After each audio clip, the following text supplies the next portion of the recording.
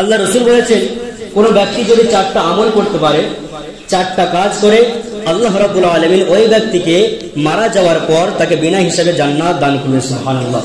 কয়টা কাজ? 4টা কাজ। এই কাজগুলো যদি আমরা মনে করি আমরা অবশ্যই করতে পারবো, আমাদের জন্য সহজ হয়ে যাবে। 4টা কাজ কোন ব্যক্তি যদি তার জীবনে করতে পারে, আল্লাহ রাসূল বলেন ওই ব্যক্তি মারা যাওয়ার সাথে সাথে বিনা হিসাবে আল্লাহ রাব্বুল আলামিন পরকালে তাকে জান্নাত দান করবেন। 1 নম্বর নবীজি বললেন, যেই ব্যক্তি যখনই কোনো মানুষের সঙ্গে সাক্ষাৎ হবে, মানুষকে যে ব্যক্তি আগে সালাম দেবে, সালামের প্রচার প্রসার যে ব্যক্তি ঘটাবে, সমাজে সালামের প্রচলন যে ব্যক্তি সৃষ্টি করবে, এই ব্যক্তি যখন মারা যাবে আল্লাহ রাব্বুল আলামিন ওই ব্যক্তিকে বিনা হিসাবে জান্নাত দান করবেন। যে ব্যক্তি কি করবে? মানুষকে আগে সালাম দেয়, কিন্তু আমাদের দেখা যায় হয়ে ওঠে না, তাই না? আর সালাম দিলে কি হয়?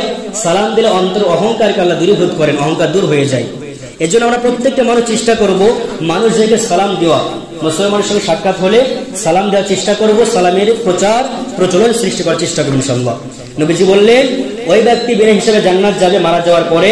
একজন ইমানদার ব্যক্তি সে যদি মানুষকে আগে সালাম দেয়, সালামের প্রচার প্রসার যে ব্যক্তি করবে, সালামের প্রচলন যে ব্যক্তি সৃষ্টি করবে, ওই ব্যক্তি মারা যাওয়ার পরে বিনা হিসাবে আল্লাহ তাকে জান্নাত দান করবেন।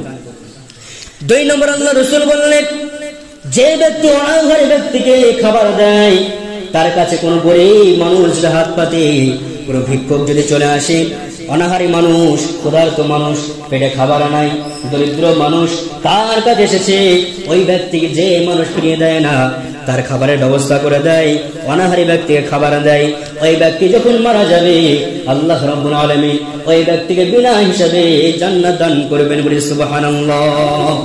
যে ব্যক্তি অনাহারী মানুষকে খাবার দেয়, কি দেয়? কিন্তু কত মানুষ আছে দেখবেন, কোন অনাহারী মানুষ আসলে, ভিক্ষুক আসলে কত মানুষ অসন্তুষ্ট হয়ে যায়, মনক্ষুণ্ণ হয়, তাকে প্রহার পর্যন্ত করে বসে, ধমক দিয়ে তাকে তাড়িয়ে দেয়, এমন আছে না বলেন? এই জন্য মানুষকে মেহমানদারি করানো, মেহমানদারি করার আল্লাহ খুশি হয়ে যান, তাদের বরকত থাকে। আল্লাহ অনেক ক্ষেত্রে পরীক্ষা করেন। আল্লাহ রাব্বুল আলামিন মানুষের প্রতি খুশি হয়ে আল্লাহ যে কাজগুলো দেন মানুষের উপরে চাপিয়ে দেন, তার মধ্যে এটাও আছে যে আল্লাহ যাকে বেশি ভালোবাসেন তার বাড়িতে তত বেশি মেহমান পাঠান। আল্লাহ যাকে যত বেশি ভালোবাসে তার বাড়িতে মেহমান পাঠান আল্লাহ পরীক্ষা করার জন্য। এজন্য অনাহারী ব্যক্তিকে, দরিদ্র অসহায় গরিব ব্যক্তিদেরকে খাবার দেওয়া, অনাহারী মানুষকে পানাহার করানো, খাবার খাওয়ানো, এই কাজ আল্লাহ পছন্দ করেন। আর আল্লাহ রাসূল বলেছেন, যে ব্যক্তি অনাহারী মানুষকে খাবার খাওয়াবে, গরিব মানুষকে মেহমানদারি করাবে, ওই ব্যক্তি মারা যাওয়ার পরে বিনা হিসাবে আল্লাহ তাকে জান্নাত দান করবেন। 3 নম্বর আল্লাহ রাসূল বললেন, যেই ব্যক্তি আত্মীয়তার সম্পর্ক বজায় রাখে, অনেক মানুষ রয়েছে আত্মীয়তা সম্পর্ক বজায় রাখে না, আত্মীয়দের সঙ্গে সম্পর্ক ছিন্ন করে ফেলে, এইরকম যে ব্যক্তি কাজ করবে তাকে আল্লাহ পছন্দ করেন না। কিন্তু যে ব্যক্তি আত্মীয়তার সম্পর্ক বজায় রাখবে, আত্মীয়দের সঙ্গে ভালো আচরণ করবে, ভালো ব্যবহার করবে, ওই ব্যক্তি মারা যাওয়ার পরে আল্লাহ রাসূল বলেন ওই ব্যক্তিকে আল্লাহ রাব্বুল আলামিন বিনা হিসাবে জান্নাত দান করবেন। যে ব্যক্তি আত্মীয়তার সম্পর্ক বজায় রাখে, আত্মীয়দের সঙ্গে ভালো আচরণ করে, ভালো ব্যবহার করে, এই ব্যক্তি মারা যাবে, মারা যাওয়ার পর আল্লাহ রাব্বুল আলামিন ওই ব্যক্তিকে বিনা হিসাবে কি করবেন? জান্নাত দান করবেন।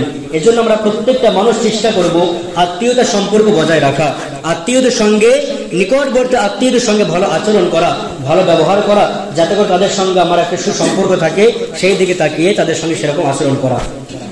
তাহলে কয় নম্বর হলো? 3 নম্বর। এক ছিল কি? যে ব্যক্তি মানুষকে আগে সালাম দেয়, যে ব্যক্তি সমাজে সালামের প্রচার প্রসার ঘটায়, যে ব্যক্তি সমাজে সালামের প্রচলন সৃষ্টি করে, যে এই ব্যক্তি মারা যাওয়ার পরে বিনা হিসাবে আল্লাহ তাকে জান্নাত দান করবেন। 2 নম্বর হচ্ছে যে ব্যক্তি অনাহারী ব্যক্তিকে খাবার খাওয়ায়। 3 নম্বর হচ্ছে যে ব্যক্তি আত্মীয়তার সম্পর্ক বজায় রাখে।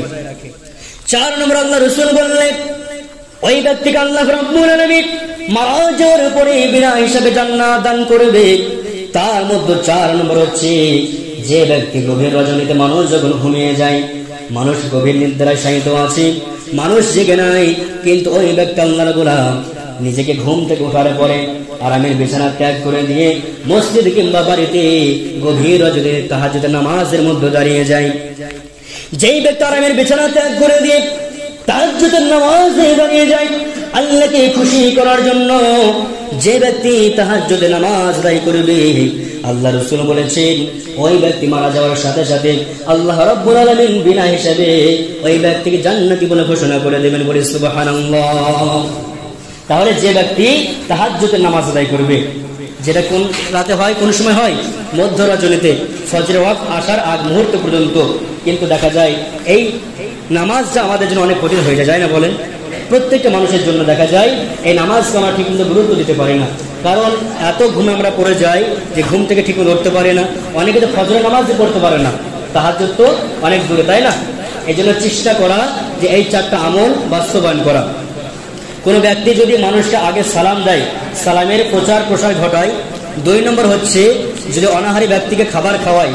3 নম্বর হচ্ছে যদি আত্মীয়তা সম্পর্ক বজায় রাখে। 4 নম্বর হচ্ছে যদি একজন মানুষ তাহাজ্জুদের নামাজ আদায় করে। এই 4টা আমল, 4টা গুণ, 4টা কাজ যার ভিতরে থাকবে, আল্লাহ রাসূল বলেছে ওই ব্যক্তি মারা যাবে, মারা যাওয়ার সাথে সাথে আল্লাহ রাব্বুল আলামিন বিনা হিসাবে ওই ব্যক্তিকে জান্নাত দান করবেন। সুবহানাল্লাহ। এজন্য আমরা প্রত্যেকটা মানুষ চেষ্টা করব যে আজকে যে আলোচনা শুনলাম এই 4টা আমলকে আমার জীবনে বাস্তবায়ন করার। প্রত্যেকটা মানুষ চেষ্টা করবেন ইনশাআল্লাহ।